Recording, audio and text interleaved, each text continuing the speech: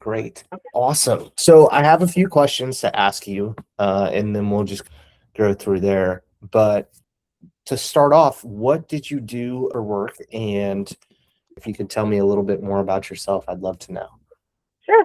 I was born in Salt Lake City, moved to Arizona when I was about 17. I've mostly worked in payroll most of my life. The last 15 years, I worked as a software implementation consultant for a Workday partner, transitioning companies from EP or UKG or whatever payroll system they were using onto Workday. And of course, the partner I worked for did a lot of other modules with Workday, like finance and accounts payable and accounts receivable and HR and time tracking and absence. And I just focused on the payroll piece of it. Cool. So that was a good career. That's what I did. That's what I just retired from that. So awesome. How long did you do that again? About 15 years. Good. Nice. Very cool. So have you lived in Arizona, I guess, since you were 15? Since I was 17. That's awesome. How do you like it down there, I'm assuming? I do. The summers are tough, but I'm currently building a little cabin up in Heber, which is up on the rim. So Cool. Hopefully I'll be able to escape the summertime heat starting next year. I'm So- actually on my way up there right now to help my significant other do some work up there. Oh, fun. That's exciting. So we're based in Kansas City, Missouri. It has been so hot here recently. Like, oh my gosh. Like the past several weeks, it's been like 110 degrees. There was one weekend I was outside like all day, and I walk outside and you were just sweating. So Yep. I'm not sure if that's how it is in Arizona, but I can relate. It's a dry heat, but we still get hot enough to sweat for sure, especially when we're working. Yeah, I There's can no imagine. humidity, so that makes it a little bit better without the humidity. Yeah, because it's been super humid. It's just I was golfing weekend with my grandpa actually, and it was a good time, but it was so hot. It was so humid. We were out on a lake. It was a course around the lake, and so it was nasty. Humidity. The air's so wet. It's hard It is. Yeah, it was. Yeah, and there was no wind either. So anyway, it was not fun. I'd love to tell you. Do you know kind of we started and kind of we do as a company? Sam told me a little bit. I can remember because I did talk to several financial people.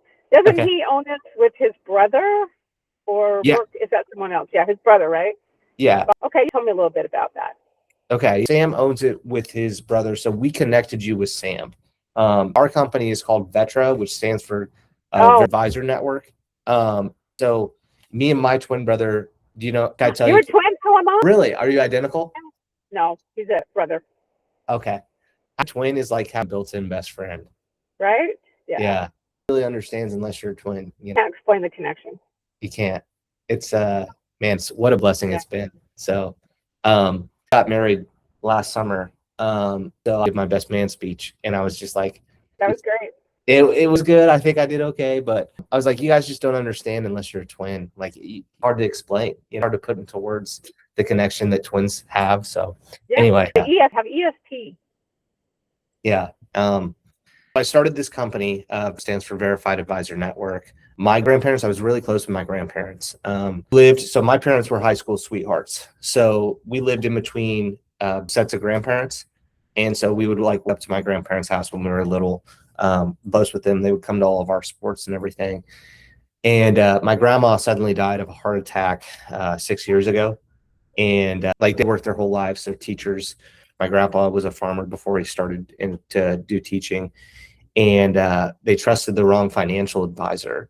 And my grandpa, because of the plan that they were in, my grandma's paycheck completely like cut off after she died, and like my grandpa had no income, so he had to sell the farm. And so the whole reason that we exist is to let people to make sure that nobody else goes kind of the process of what they went through. And so thank you. That you're doing that. Not great that happened to your grandpa. Yeah, thank you. I appreciate that. So the whole reason that we're out and we exist and what we do is to connect people like you with a financial advisor like Sam that we would trust with our grandparents, and that has the best interest for you, because unfortunately in this industry there's a lot of bad out there. So that's kind of the whole reason why we exist. That's our mission, is to connect people like you with people like Sam. Sam's a part of our network. So yeah, a little bit more about how I play in. Sam was one of the individuals in our network. So yeah. I have a few questions kind of about the do you remember taking quiz and getting connected with Sam? Do you remember that process? I do remember that. Yeah. Fantastic. Okay. I have a list. I didn't want to forget anything, so I wrote them all down. Before you filled out the quiz, what was your honest opinion of financial advisors?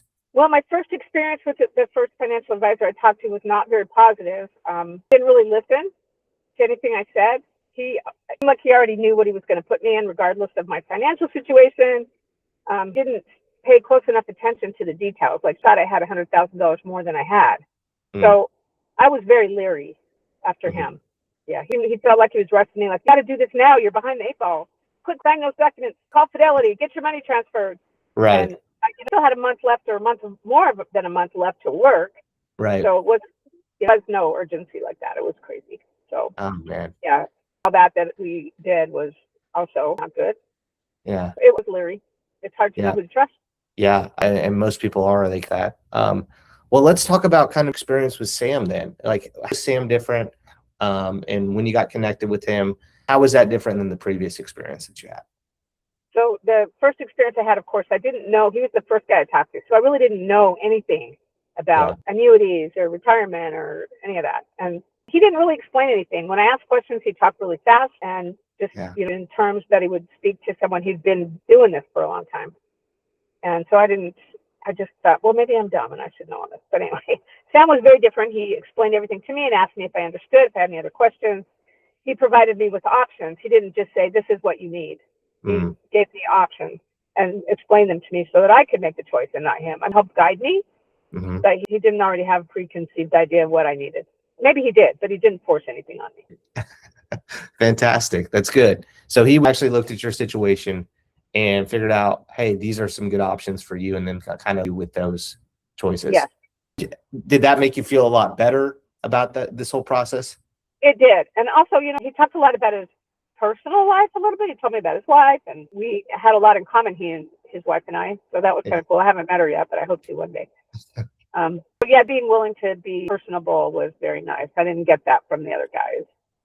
Awesome. Yeah, fantastic. And Sam came to my house.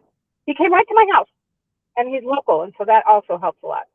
Yeah, Sam's a great guy. He's been on the system, and we've seen him help a lot of people. And I can't speak highly enough about Sam. He's a pretty good fella, I think. So yeah, I think I know the answer to this, but I'm just going to read this. Anyway, what was going on in your life? What current stage were you at when you filled out this information? When you filled out the quiz?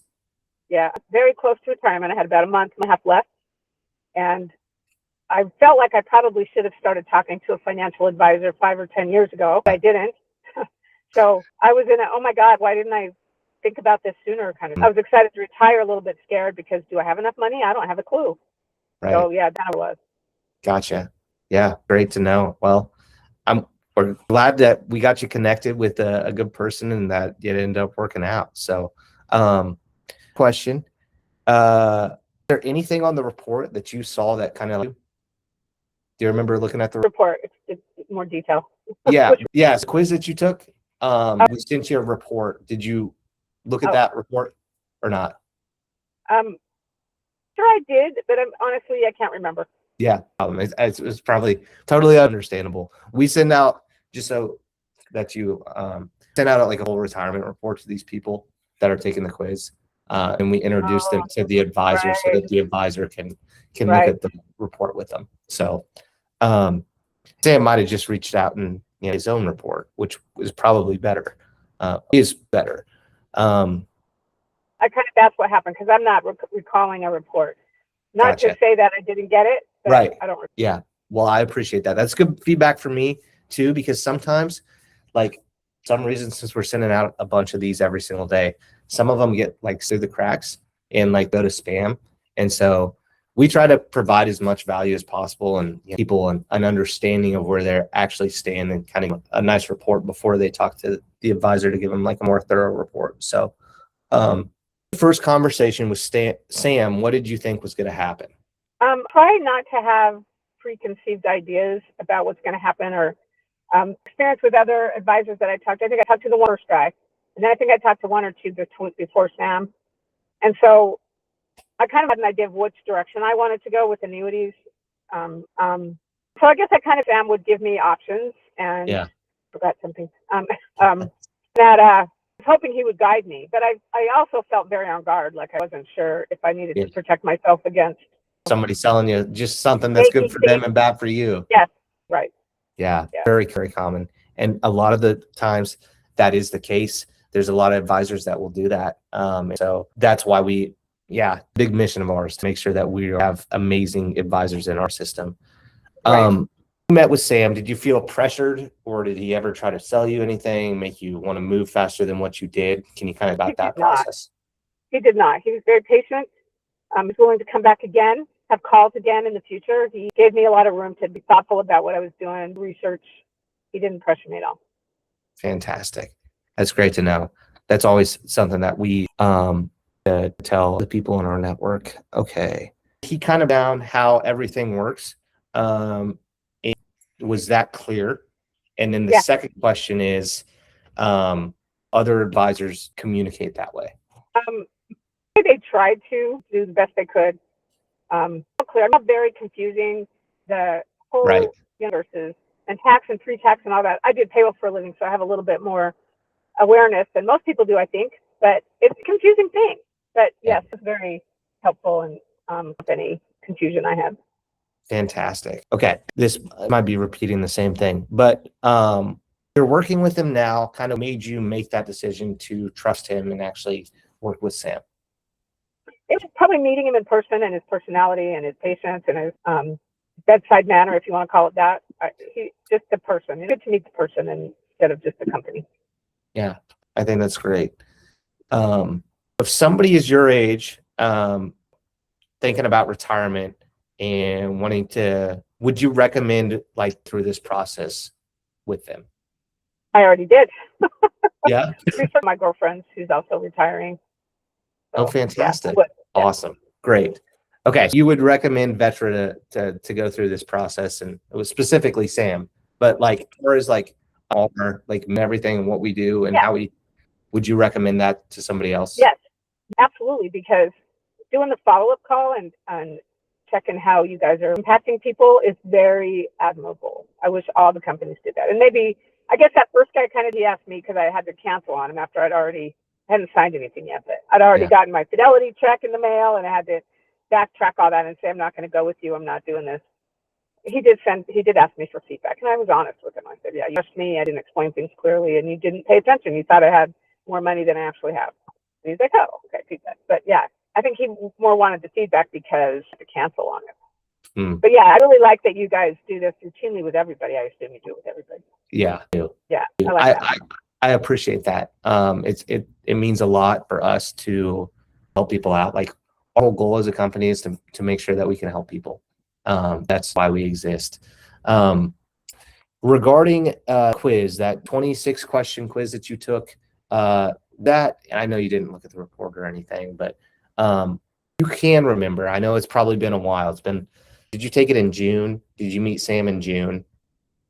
I think so, yeah. It's been a few months. If you can remember, like the quiz, that helpful for you to go through the quiz and then get connected with somebody? I'm so sorry, Spence, but I don't even remember the questions on the quiz. I remember taking it. No questions. Was it more so I can try to jog my memory? Yeah. The questions were about what my goals were in retirement, how much money I had, things like that. Is that what it asked me? Yeah. Would it be helpful if I kind of do what that looks like? No, I don't think so. Okay. And I'm sorry. I thought our meeting was for and so I had plans to drive to Heber at 10. Oh. And then the next invite you sent me is for 12 my time. So I'm so sorry that I didn't understand the timing. I just do kind of get through this quickly so that I can get back on the road. Yeah. The confusion on the time. No, that's okay. Totally fine. I think we should have enough there. Be okay if I kind of email later and then. Okay. If you want to do this, finish this interview up later, I can do it when I'm in Heber. I'll be there in 3 hours. Okay. It's completely up to you. I would love to talk more. Let's get you on the road and then we can talk more later and then we'll just connect later on. Yeah, I have to do that. I'm sorry for the confusion on the time. No, because that's okay. You said you're in Wisconsin. Is that what you said? Missouri, so Central Time. Oh, Missouri. And it's 10:30 for me. What time is it for you? It's 12:30. Okay. Maybe So you're I 3 was, hours ahead of me. we must have got confused on the time zone, so I apologize. I do that so much. I am so time zone challenged. Yeah. And my job, that became a problem. I had to tell my underlings, you guys set up the meetings because I will screw it up. Yeah. It's teaching me to. Okay. I'll shoot you an email and then we can connect Okay. kind of, or I'll text you and then we'll go from there. But for now, I appreciate your time. Thank you. Also going to send you a list of options to pick for the gift cards too, and we'll get that ordered sent to you. Okay. So, I got all about the gift cards. Now I remember that you say that. That's a very nice offer that you guys have. of course. Thank you. All right. All right. We'll talk to you later. Thanks. Talk to you Yeah. later. Thanks. Bye-bye. Bye.